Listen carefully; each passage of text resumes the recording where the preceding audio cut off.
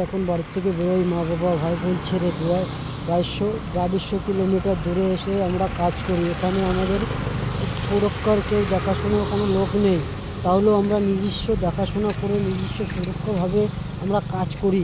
তাহলেও অনেক লোক আছে অসুরক্ষিতভাবে কাজ করতে চায়, কিন্তু তাদের সাথে অঘটন যাতে না ঘটে এটাই আমি দোয়া করি বিশ্বকর্মার কাছে। বিশ্বকর্মা সবাইকে ভালো রাখুন।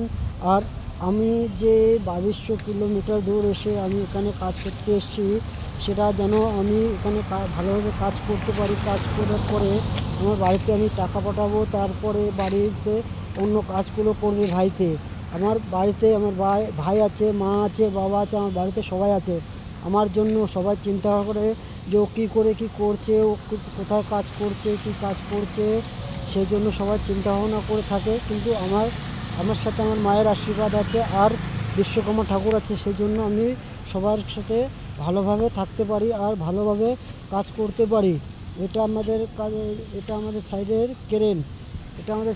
ক্রেন, এই ক্রেন দিয়ে অনেক ভারী মাল তোলা হয়, আর এই ক্রেনের সাহায্যে অনেক কিছু কাজ করতে সুবিধা হয়।